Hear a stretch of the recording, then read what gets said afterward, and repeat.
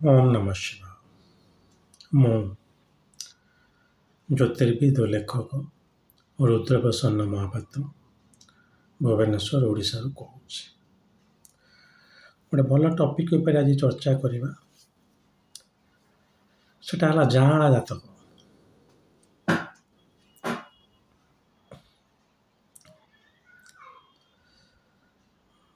ଜଣେ ମୋତେ ଜାତକ ଦେଖାଇବା ପାଇଁ କଲ୍ କରିଥିଲେ। ତାଙ୍କର ଉତ୍କଣ୍ଠାରୁ ସେ ମୋତେ ପଚାରିଲେ, ସାର୍ ଆପଣ ତ ଏତେ ଜ୍ଞାନ ଦେଉଛନ୍ତି, ମୋତେ କହିଲେ ଯାଆଁଳା ଜାତକ କେମିତି ଦେଖା ହୁଏ। ପ୍ରଥମେ ହସିଲି। ମୁଁ କହିଲି ଏତେ ବଡ଼ କଥା କ'ଣ ଅଛି?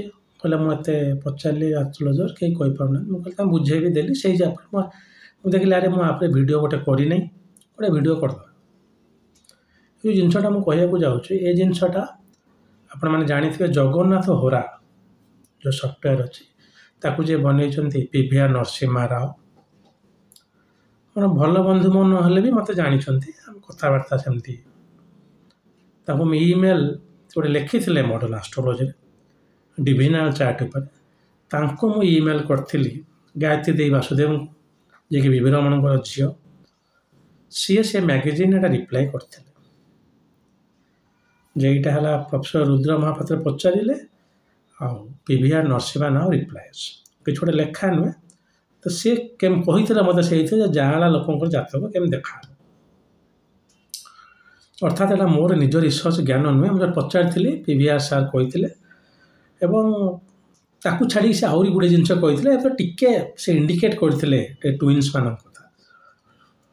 ଛାଡ଼ନ୍ତୁ, ସେ ଯାହା ବି ହଉ, ଯାଆଁଳା ଜାତକ ଦେଖିବା ପାଇଁ ହେଲେ ଗୋଟେ ସୂକ୍ଷ୍ମ କୁଣ୍ଡଳୀର ଆବଶ୍ୟକତା ରହିଛି। କ୍ଷମା କରିବେ, ମୁଁ ବେଳେବେଳେ ଲବଙ୍ଗ ଖାଏ, ତଣ୍ଟି ବସିଯାଏ ବୋଲି।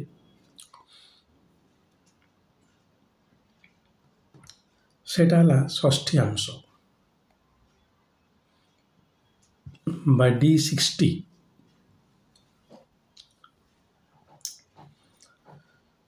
ଯଦି ଷଷ୍ଠୀଆଂଶ କୁଣ୍ଡଳୀ ଆପଣମାନେ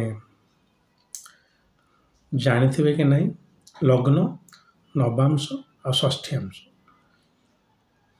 ନବାଂଶ ଚଳିଯିବ, ଗୋଟିଏ ଭାବଟାକୁ ଆମେ ନଭାବ କରିକି ଦେଖୁଛୁ।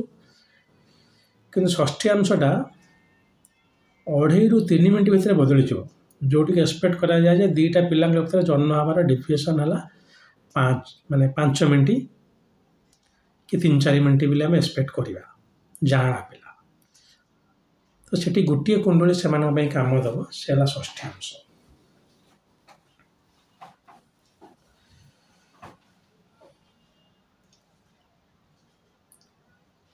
ତ ଷଷ୍ଠୀଆଂଶ କୁଣ୍ଡଳୀଟା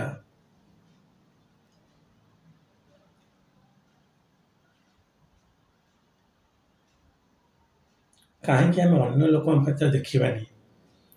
ଲଗ୍ନକୁ ଯେତିକି ୱେଟ୍ ଦିଏ ତାଠୁ ଟିକେ ଅଧିକ ୱେଟ୍ ନବାଂଶକୁ, ଷଷ୍ଠୀଆଂଶ ନବାଂଶ ତଳ। ପ୍ରଥମେ ଆପଣ ଦେଖିବେ ନବାଂଶ, ତାପରେ ଲଗ୍ନର ୱେଟ୍, ତାପରେ ୱେଟ୍ ଦିଏ ଷଷ୍ଠୀଆଂଶକୁ। ତ ଷଷ୍ଠୀଆଂଶଟା ଏକ୍ଜାକ୍ଟ ଟାଇମ୍ ଯଦି ଆପଣଙ୍କର 2 ମିନିଟ୍ 3 ମିନିଟ୍ ଏପଟ ସେପଟ ହେଇଗଲା, ତାହେଲେ ସେଇଟା ଭୁଲ ହେଇଯିବ।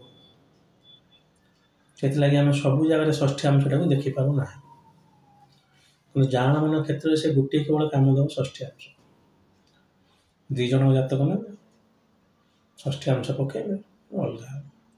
ଭଲ ରିସର୍ଚ୍ଚ କ'ଣ, ମୋ ନିଜର ଭଗବାନଙ୍କ କୃପାରେ ମୋର 2 ଜଣ ମାଉସୀ, ସେମାନେ ଯାଆଁଳା, ଆନ୍ନା ଇନ୍ନା। ମୁଁ ଯେତେବେଳେ ଆଷ୍ଟ୍ରୋଲୋଜି ପଢ଼ୁଥିଲି, ମୁଁ ଦେଖୁଥିଲି ଏଇ 2 ଜଣ ଯାଆଁଳା ହେଇକି ଏମାନଙ୍କର କେମିତି ପୁରା ଭାଗ୍ୟ ବଦଳୁଛି। ଜନ୍ମକୁଣ୍ଡଳୀ ତ ଏକା ବାହାରିବ ନା। ସେଠି ଆପଣ ଷଷ୍ଠୀଆଂଶ କୁଣ୍ଡଳୀ ନେବେ, ଜନ୍ମ କୁଣ୍ଡଳୀଟା 5 ମିନିଟ୍ ଜଷ୍ଟ ଏପଟ ସେପଟ କରିବେ। Twin 1 9ଟା 5ରେ ଜନ୍ମ ହେଲା, Twin 2 5ଟା 10, 9ଟା 10ରେ। ଆପଣ ଦେଖନ୍ତିନି କି ଯାଆଁଳା ଭିତରେ ବି ଆମେ ଗୋଟେ କାହାକୁ ବଡ଼ ସାନ ବୋଲି କହୁ। ତ ଯେଉଁ ପିଲାଟି ଆଗ ମା ପେଟରୁ ବାହାରିଲା, ତାକୁ ଆପଣ ଯଦି 10ଟା ବେଳେ ନେଲେ, ତାପରେ 10ଟା 5 ନେଇକି ହରସ୍କୋପ ବନେଇଦେବେ। ଷଷ୍ଠୀଆଂଶଟା ଭ୍ୟାରି କରିବ, କାରଣ ଷଷ୍ଠୀଆଂଶ 2.5 ନା 3 ମିନିଟ୍ରେ ଚେଞ୍ଜ ହେଇଯିବ ଗ୍ରହ ପ୍ଲେସମେଣ୍ଟ। ଜାଣିଥିବେ ମୋ ଭିଡ଼ିଓ ମୁଁ କିଛି ପଢ଼ିକି ଆସେ ନା, ଯେତେବେଳେ ମନକୁ ଆସିଲା କହେ, ତେଣୁ ଏକ୍ଜାକ୍ଟ ଜିନିଷଟା ମନେ ପଡ଼ୁନି।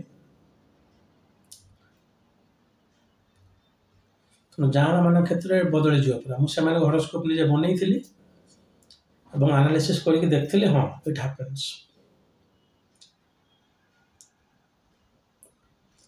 କ'ଣ କରିହେବନି ଯେତେବେଳେ ଷଷ୍ଠ୍ୟାଂଶ କୁଣ୍ଡଳୀ ଆମେ ଦେଖୁଛନ୍ତି।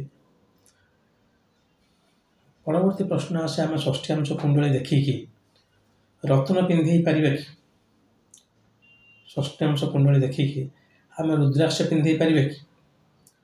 କିଛି ମାତ୍ରାରେ ଆପଣ ପାରିବେ, କାରଣ ସେମାନେ ବି କର୍ମର ବ୍ୟାଗେଜ୍ ଆଣୁଛନ୍ତି। କିନ୍ତୁ ସେ ଷଷ୍ଠ୍ୟାଂଶଟାକୁ ମୁଁ ଲଗ୍ନ ହିସାବରେ ନେଲି, ସେ ଷଷ୍ଠ୍ୟାଂଶଟାକୁ ଯଦି ମୁଁ ଲଗ୍ନ ହିସାବରେ ନେଲି, ତାହେଲେ ମୋ ନବାଂଶ କୁଣ୍ଡଳୀ ବଦଳିଯିବ। ଦେଖନ୍ତୁ, ମୁଁ କହୁଛି ଆପଣ ଷଷ୍ଠ୍ୟାଂଶଟାକୁ ନବାଂଶ ଭଳିଆ ନେବେ।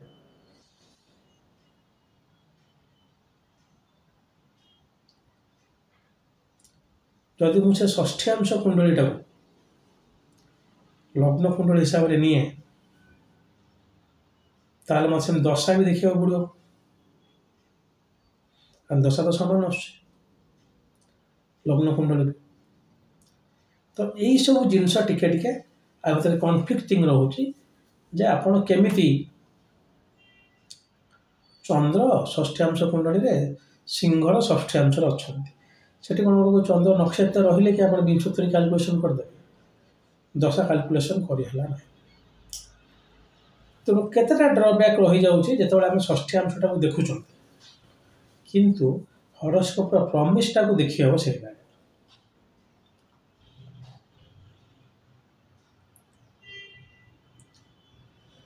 ଯେ ନା ଆର ଏଇ ଦୋଷ ଅଛି, ଆର ଏଇ ଦୋଷ ଅଛି, ଏବଂ ତାକୁ ନେଇକି ଆପଣ ରିମେଡ଼ି କରେଇ ଦେଇ ପାରନ୍ତି।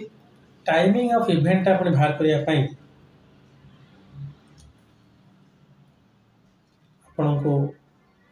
ଆପଣ ଯଦି ଲଗ୍ନରୁ ବି ଦଶା ଦେଖୁଛନ୍ତି, ତାହେଲେ ଏଠି ଷଷ୍ଠ୍ୟାଂଶର ଅଧିପତିକି ନେଇକି ଆପଣ ପ୍ରେଡିକ୍ସନଟା କରିବେ। ଉଦାହରଣ ସ୍ୱରୂପ ଷଷ୍ଠ୍ୟାଂଶରେ ପଞ୍ଚମ ଅଧିପତି ରହିଲେ ସୂର୍ଯ୍ୟ, ଅର୍ଥାତ୍ ମେଷ ଲଗ୍ନ। ସେତେବେଳେ ଯେତେବେଳେ ମଙ୍ଗଳ ଚାଲିବ ଦଶାରେ, ଆର ଭଲ ହେଲା ବେଳକୁ ତାର ଖରାପ ହେଉଥିବ। ଏଇଟା ତାର ଗୋଟେ ଏଇଟା ଗୋଟେ କ୍ରିସ୍କସ୍ ହେଇଯାଉଛି ଯେ ଷଷ୍ଠ୍ୟାଂଶରୁ ଆମେ ନେଉଛନ୍ତି, ତ ସେଠୁ ନେଉଛନ୍ତି ଟ୍ରାଡିସନାଲ ଇଏ।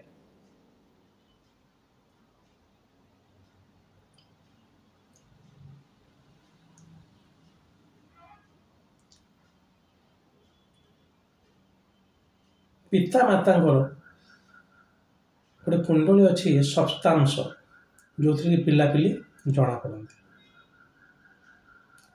ସପ୍ତାଂଶ କୁଣ୍ଡଳୀଟା ବାପା ମାଆଙ୍କର ଦେଖିବେ। ସେ ସପ୍ତାଂଶ କୁଣ୍ଡଳୀ ଗୋଟେ ପିଲା, ତାର ଦ୍ୱିତୀୟ ପିଲା ଦେଖିବାର ପ୍ରୋସେସ୍ ରହିଛି। ସେଇଟା ମ୍ୟାଚ୍ କରିବେ ଆ ସାଙ୍ଗରେ, ଯେ ବଡ଼ ଜାଆଁଳା ସାଙ୍ଗରେ ପ୍ରଥମ ପିଲା, ଦ୍ୱିତୀୟ ଜାଆଁଳା ସାଙ୍ଗରେ ଆଉ ଗୋଟେ ପିଲା। ବହୁତ ସହଜ ଜିନିଷ ଆଜ୍ଞା, ସଫ୍ଟୱେୟାର ଆଜିକା ଡେଟ୍ରେ ହେଉଛି ବହୁତ ସହଜ। କିନ୍ତୁ ଟିକେ ଟିକେ ପ୍ରୋବ୍ଲେମ୍ ମୁଁ କହିଲି ଯେ ଆପଣ କେମିତି ଷଷ୍ଠ୍ୟାଂଶରୁ ଦଶା କାଲକୁଲେସନ୍ କରିବେ। ଅଧିପତି ଆପଣ ଜାଣିଗଲେ, ସେଇ ଷଷ୍ଠ୍ୟାଂଶ ଯଦି ଆପଣ ଲଗ୍ନ ନେଲେ, ତାହେଲେ ତାର ଷଡ଼ବଳ ଅନ୍ୟାନ୍ୟ ପ୍ରିପୋଜିସନ୍ କେମିତି କାଢ଼ିବେ, ସେଇଟା ଟିକେ ତାର ଟ୍ରବଲମାଟିକ୍ ଜିନିଷ ରହିଛି। କିନ୍ତୁ ଜାଆଁଳାମାନଙ୍କ କୁଣ୍ଡଳୀ ଦେଖିବାରେ ଷଷ୍ଠ୍ୟାଂଶ କୁଣ୍ଡଳୀ ହିଁ ଗୋଟିଏ ମାତ୍ର କୁଣ୍ଡଳୀ ଯିଏକି ଆପଣଙ୍କୁ ହେଲ୍ପ କରିବ।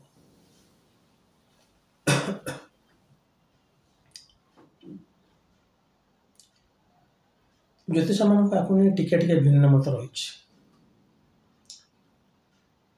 କିଛି ଲୋକ ଅନ୍ୟ ବର୍ଗ କୁଣ୍ଡଳୀକୁ ବି ନିଅନ୍ତି, କିନ୍ତୁ ମନେ ରଖିଥାନ୍ତୁ ଲଗ୍ନ, ନବାଂଶ ଏବଂ ଷଷ୍ଠ୍ୟାଂଶ ଏ ତିନିଟା ଯାକ ଗୋଟେ ଲୋକର ଜନ୍ମ କୁଣ୍ଡଳୀ ମାତ୍ର।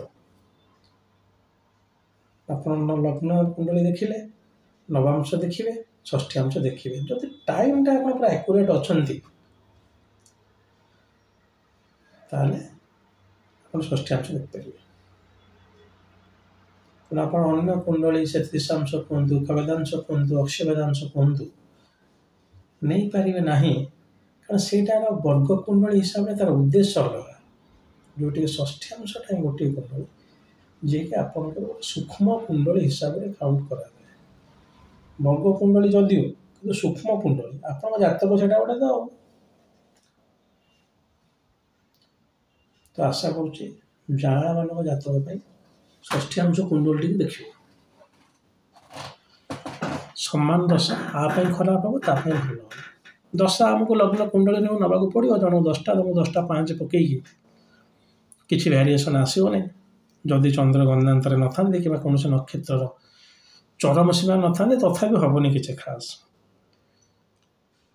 କିନ୍ତୁ ଆମ ଅଧିପତି ଗୁଡ଼ା ଷଷ୍ଠ୍ୟାଂଶ ୱାଇଜ୍ ନେଲେ ଭେରିଏସନ୍ ଆସିବ। କିନ୍ତୁ ଯୋଗ ଏବଂ ଜାତକର କ'ଣ କ'ଣ ଭୋଗ ଅଛି ଷଷ୍ଠ୍ୟାଂଶ, ଆଉ ତା ଛଡ଼ା କିଛି ଉପାୟ ନାହିଁ। ହଉ, ଆଶା କରେ ଯେଉଁମାନେ ଜ୍ୟୋତିଷ ପଢ଼ୁଛନ୍ତି ଇଣ୍ଟରେଷ୍ଟେଡ୍ ଅଛନ୍ତି ତାଙ୍କୁ ଏ ଜାଆଁଳା ଜାତକ ଟପିକ୍ଟି ଭଲ ଲାଗିଥିବ।